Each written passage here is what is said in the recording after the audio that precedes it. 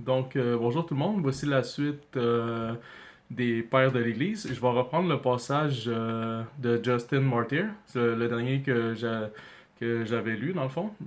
Qu'est-ce qu'on lit ici? C'est nous appelons cette nourriture Eucharistie, et personne d'autre n'est autorisé à y prendre part, sauf celui qui croit que notre enseignement est vrai et qui a été lavé dans le lavis qui sert à la rémission des péchés et à la régénération et qui vit ainsi comme Christ l'a ordonné. Nous ne les recevons pas comme pain commun ni comme boisson commune.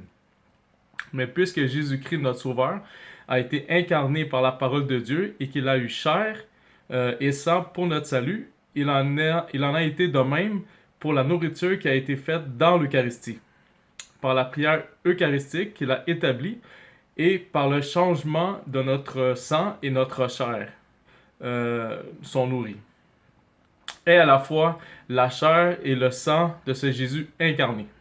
Donc, Saint Justin Martyr, il dit vraiment que la prière eucharistique, c'est le corps et le sang du Christ. Puis, c'est ça, si vous me laissez reprendre la dernière phrase, il en a été de même pour la nourriture qui a été faite dans l'Eucharistie par la prière eucharistique qu'il a établie et par le changement dont notre sang et notre chair sont nourris, est à la fois la chair et le sang de ce Jésus incarné. Donc c'est vraiment clair, on voit vraiment ici que il croit vraiment à l'Eucharistie, à la présence réelle en fait, là, les pères de l'Église. Donc ça, on lisait ça dans le premier SQ 66, page 151. Par la suite, il faut se dire aussi la majorité des érudits et conservateurs, catholiques, orthodoxes ou protestants, de l'histoire chrétienne, ils ont accepté que l'auteur de la lettre suivante soit l'évêque de Rome, probablement le quatrième, Saint-Pierre étant le premier, bien sûr. La signification de cette citation particulière est donc la suivante. Que fait l'évêque de Rome en Italie dans l'attente de l'obéissance d'une église à Corinthe en Grèce, dans un autre pays? Bien que la Grèce, à cette époque, fut sous le contrôle romain, il n'y avait toujours aucune raison de s'attendre à ce qu'un dirigeant d'une secte religieuse à Rome ait un quelconque pouvoir, c'est sûr, sur un groupe similaire de groupes religieux similaires sectaires en Grèce. À moins que ce dirigeant ne soit un évêque doté d'une autorité sur eux. C'est logique en fait. Donc, qu'est-ce que nous pouvons lire de Saint Clément de Rome? Donc, en raison des calamités et des malheurs soudains et répétés qui nous sont arrivés, nous devons reconnaître que nous avons un peu tardé à porter notre attention sur les questions en litige qui se déroulent entre vous, bien-aimés. Acceptez notre conseil, donc il conseillait les gens, et vous n'aurez rien à regretter. Donc, si quelqu'un désobéit, donc on voit ici qu'il y a une question d'obéissance, aux choses qui ont été dites par lui, par notre intermédiaire. Donc, c'est qui l'intermédiaire de Jésus, de Dieu? C'était le pape Clément de Rome. Donc, faites-leur savoir qu'ils s'engageront dans la transgression, hein, qu'ils vont transgresser la loi de Jésus, et dans le moindre danger. Ils se mettent en péril. Ils risquent de perdre même la chance d'aller au paradis, en fait. Là. Vous nous procurez de la joie, et de la joie si obéissant. Donc, il faut obéir aux choses que nous avons écrites par l'Esprit Saint. Tu vas extirper la méchante passion de la jalousie. Ça, c'est Saint Clément de Rome, c'est la lettre aux Corinthiens. Donc, lui, il était en Italie, mais il écrivait aux Corinthiens en Grèce. Ça, c'est 1, 58-59. C'est 63, c'est à peu près 80 après Jésus-Christ. Donc, à peu près 50 ans après la mort de Jésus, mais même pas tout à fait en place. Donc, il y a aussi Saint Ignace, lui qui est originaire d'Orient. Il a écrit 7 lettres à 7 églises. Mais ce n'est que dans sa lettre à l'église de Rome, cité que je vais lire par la suite, qui a rendu un tel éloge à l'évêque. Donc, au pape, dans le fond, si on veut. Donc, Saint Ignace, il écrit Ignace, donc à l'église qui assume également la présidence. Donc, on s'entend, hein, le président des États-Unis, il ne reçoit pas d'ordre de personne, c'est lui qui donne les ordres. C'est lui le dirigeant. Donc, si on lit la phrase, donc Ignace à l'Église qui assume également la présidence à la place du pays des Romains, digne de Dieu, digne d'honneur, digne de bénédiction, digne de louange, digne de succès, digne de sanctification, donc pour suivre le chemin de la sainteté, et la présidence en amour, donc suivre qu'est-ce que Dieu il nous demande, nommé d'après le Christ, donc ce que la volonté de Jésus c'était quoi, et nommé d'après le Père. Wow! Fait que ça, c'est Saint Ignace d'Antioche, lettre aux Romains 1, 110 à peu près après Jésus-Christ. En fait, on sait qu'il est mort environ vers l'an 107. Là. Donc, Irénée, par la suite, c'est un autre. C'est un évêque de la région de France qui a pris sa foi de Polycarpe, un autre père de l'Église, et de Jean, donc l'apôtre Jean directement. Démontre ci-dessous l'hypothèse de son époque selon laquelle toutes les églises doivent être en accord avec l'Église de Rome. Comment un protestant devrait-il réécrire cela, pourrait-on se demander? Il est donc possible pour toute Église qui souhaite connaître la vérité de contempler les traditions des apôtres. Ça, c'est Saint Irénée qui parle, qui a été connu dans le monde entier. Donc, c'était connu déjà dans le monde entier, en fait, ce que les apôtres enseignaient.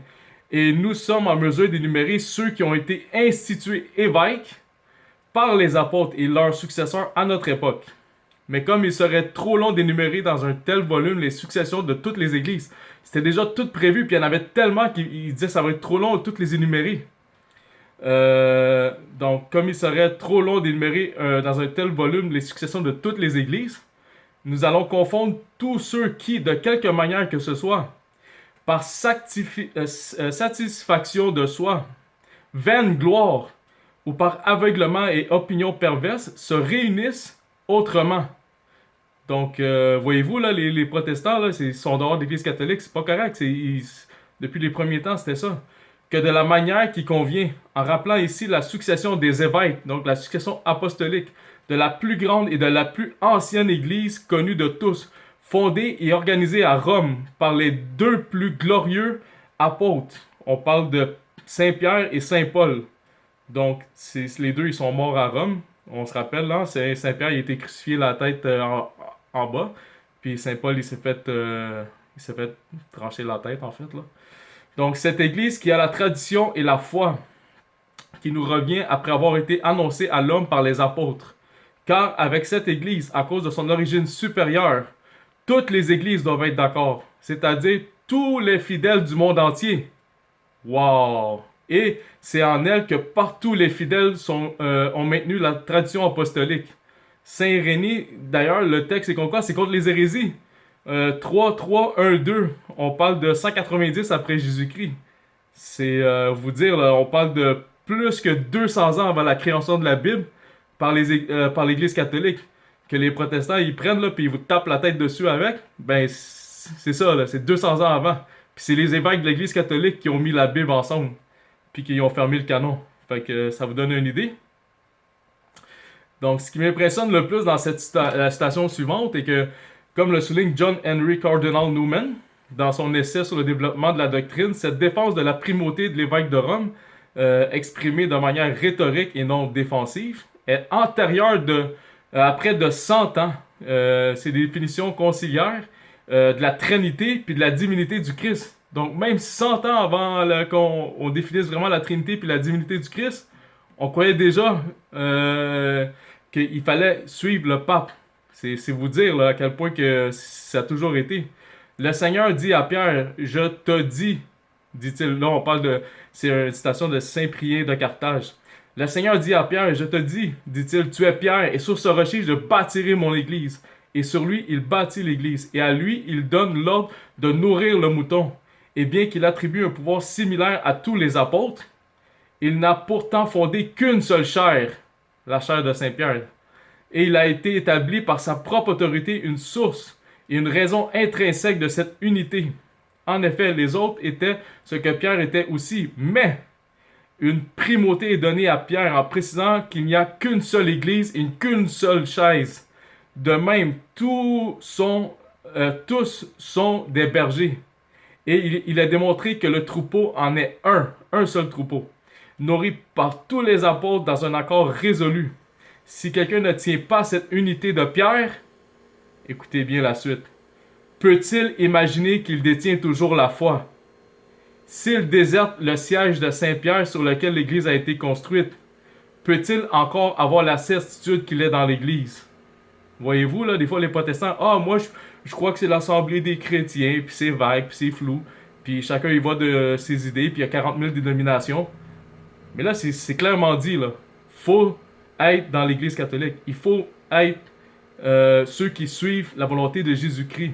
Puis Jésus, il a fondé une Église, puis il y a juste un qui a les clés du royaume des cieux, c'est Saint-Pierre. C'est lui qui a le titre de Pierre. C'est sur lui qu'il a fondé son Église. Donc, l'unité de l'Église catholique, ça c'est le terme de Saint-Cyprien, il écrit première édition, lui il écrivait à peu près en 251. On parle encore de 150 ans avant la création de la Bible par l'Église catholique. Là. Écoutez, je sais pas, là, à qui vous voulez faire confiance, au père de l'Église ou du monde qui sort des idées de on sait même pas d'où, là, tu sais. Fait que c'est ça qui est un peu drôle des fois, là.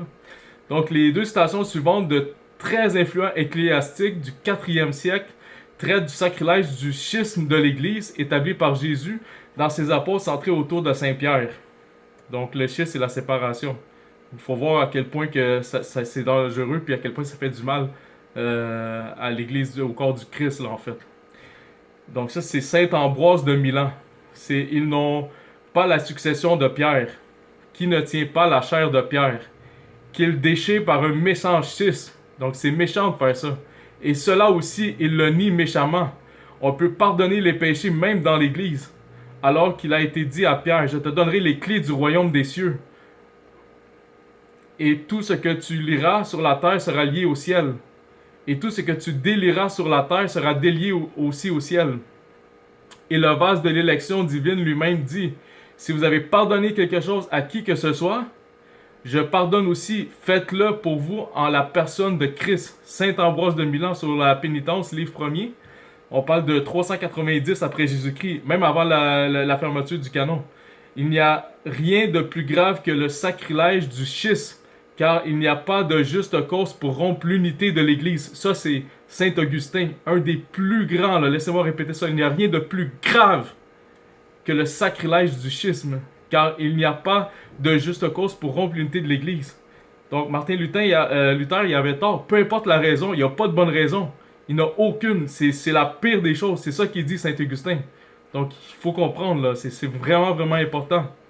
Puis, dans le fond, on pourrait se laisser sur un dernier texte de Saint Ignace d'Antioche. Traité sur le baptême contre les... non, ça c'était Saint Augustin, traité sur le baptême des Donatistes. On parlait de 400 après Jésus-Christ. Donc, Saint Ignace d'Antioche, lui, comme on l'a dit, 107 environ, qui est écrit, dans le fond, il est mort vers 107, il est écrit un peu avant.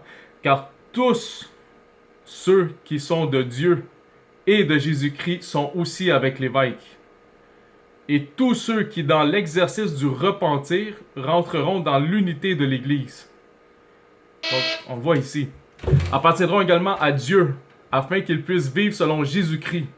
Ne vous trompez pas, mes frères, si quelqu'un suit un schisme dans l'Église, il n'héritera pas du royaume de Dieu. Si quelqu'un marche selon un avis étrange, il n'accepte pas la passion du Christ. Saint Ignace d'Antioche. Merci tout le monde. Au revoir.